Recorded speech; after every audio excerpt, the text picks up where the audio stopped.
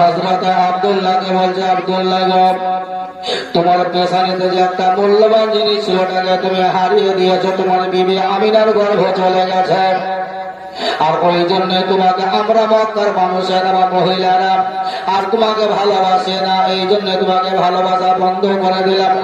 তোমাকে এই জন্য দেখতে ভালো লাগে না। এতদিন পর্যন্ত তোমাকে দেখতে যত ভালো লাগছিল আব্দুল্লাহ, শুধু ওই সুবহানাল্লাহ একটা সুন্দর আলো বা নূর থাকার কারণে রে আব্দুল্লাহ আজকে এটা তুমি হারিয়ে দিয়েছ, মানে তোমাকে আর দেখতে তেমন ভালো লাগে না। হযরত আব্দুল্লাহ রাদিয়াল্লাহু তাআলা এটা যখন বুঝতে বা জানতে পারলেন বাবা, উনি কিন্তু সংকেত বুঝতে বা জানতে পেরেছিলেন। এই জন্য হযরত আব্দুল্লাহ তিনি বলছেন, আমার কিছু সংকেত আমি রাস্তায় যখন চলতাম ওই সংকেত গুলাকে আর আমি খুঁজে পাই না, তার মানে মূল্যবান জিনিসটা অবশ্যই আমার নিকটে না, আর আমি আমিনার কাছে রেখে বা ছেড়ে দিয়েছি। নূরে মুহাম্মাদি আমিনার গর্ভে আমার হযরত আব্দুল্লাহর সঙ্গে আমিনার বিবাহ, সাংসারিক জীবনে তারা জড়িত হল।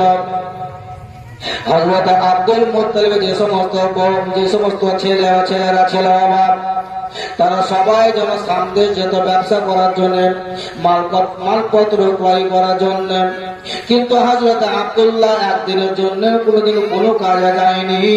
একেবারে ছোট ভাই বলে সবাই খুবই ভালোবাসা দিয়েছিল। আব্দুল্লাহ যদি কোনো কাজে গেছিল, কোনদিন তাকে কোনো কাজে যেতে দেয়নি, কোনো কাজ তাকে করতে দেওয়া হয়নি।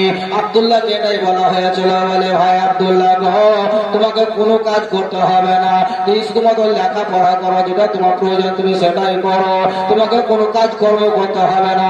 আমরা তো তোমার ভাই আছি, সংসার চালাবার মতো তোমার কোনো প্রয়োজন হবে না।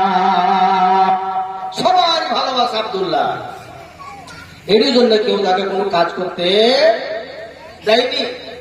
যেমন আমাদের বর্তমান পিরিয়ডে, বর্তমান যুগে, বর্তমান সময়ে দেখবেন কাউরি যদি 5টা বেটা থাকে, 5টা যদি বেটা থাকে তো 4টা বেটা কাজ করবে। কেউ যাবে চেন্নাই, কেউ যাবে বোম্বাই, কেউ যাবে রাজমিস্ত্রিতে, আর ওই 4টা বেটা শোন, ওকে ছোট ছোটকে কাজ করতে মানা করগা, ওকে কাজ করে দেবে, ওকে পড়াইতে বলগা, পড়তে বলগা। ওই 4 ভাই মিলে ছোট ভাইকেও কাজ করতে করে দিবে না, তাই বলে না যে তোকে কাজ করতে যা, তো পড়গা যা। আমরা দুঃখ থেকে গেলাম তো কি হলো রে, আমরা পড়তে পারি তো কি হলো রে, আমার বাপ মা আমাদেরকে পড়াতে পারেনি, অভাব ছিল, আমাদের অভাব নাই, তোকে কাজ করতে যা, তো পড়গা যা, তোকে কাজ করতে হবে না। আমরা কোনদিন ধরে আছে রাজমিস্ত্রি হলাম, কষ্ট করবো, দোকানে কষ্ট করবো, যা পড়গা তো। কার কে কখন দিচ্ছে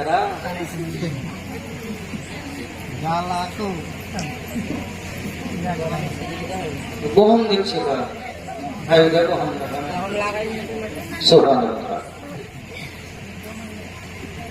বলছো তোমাকে কাজ করতে হবে না, পড়ে যাও। ঠিক তেমনি হযরত আব্দুল্লাহ, আব্দুল মুত্তালিবের ছোট বেটা, যার জন্য ওনার অন্যান্য ভাইয়েরা বলে তোমাকে কোনো কাজ করতে হবে না, তুমি শুধুমাত্র বাড়িতে থাকবে, বাপের কাছে থাকবে, তোমাকে বাইরে কাজ করতে হবে না, ব্যবসা করতে হবে না। এই যে একটা ভালোবাসা, অভিরুচি সবারের মধ্যে ধারণ করা ছিল বাবা। আর আব্দুল মুত্তালিবের অন্যান্য বৌমা যারা ছিল, তার মানে আব্দুল্লাহর ভাবি, বড় ভাবি, মেজো ভাবি, লও ভাবি, সেজো ভাবি, কত ভাবি আর কত ভাবলো, সব ভাবিরা তাদেরকে ভালোবেসেছিল। হযরত আব্দুল্লাহকে সবাই যেন ভালোবাসা দিয়েছিল বাবা। কিন্তু হযরত আব্দুল মুত্তালিব রাদিয়াল্লাহু তাআলা আনহু জ্ঞানী ছিলেন, বিবেকবান ছিলেন, বুদ্ধিমান ছিলেন। হযরত আব্দুল মুত্তালিব রাদিয়াল্লাহু তাআলা আনহু হযরত আব্দুল্লাহর বিয়ে দেওয়ার পরে সুবহানাল্লাহ মাত্র কয়েকদিন হলো হযরত আব্দুল্লাহ স্বামী স্ত্রীর সঙ্গে সাংসারিক জীবন অতিবাহিত হলো বাবা। বেশি দিন হয়নি, খুব বেশি দিন হয়নি, হযরত আব্দুল্লাহ তার সাংসারিক জীবনে সুবহানাল্লাহ পদার্পণ করেছেন। একদিকে হযরত আমিনার সঙ্গে হযরত আব্দুল্লাহর খুবই ভালোবাসা শুরু হলো।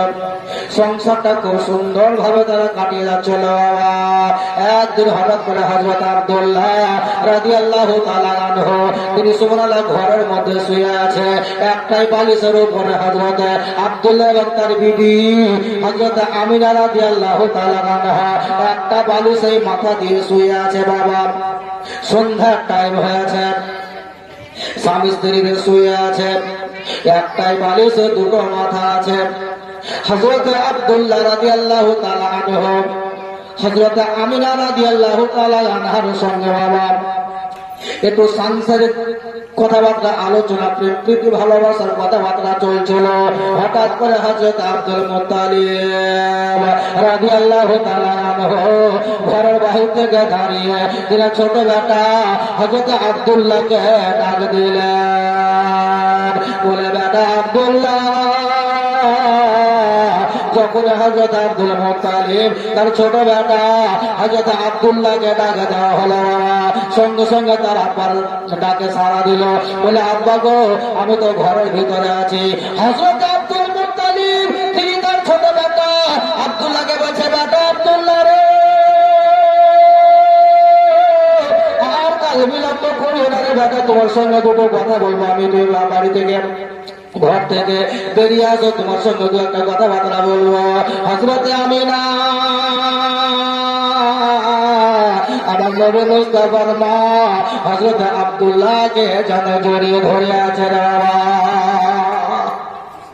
আমার নবীর মা হযরত আমিনা হযরত আব্দুল্লাহ রাদিয়াল্লাহু তাআলা আনহার গলাটা ধরে এখানে একটা বালিশে মাথা দিয়ে শুয়ে আছে।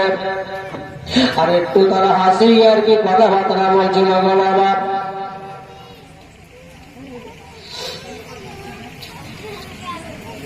আপনার কোনো কাজ না আর না,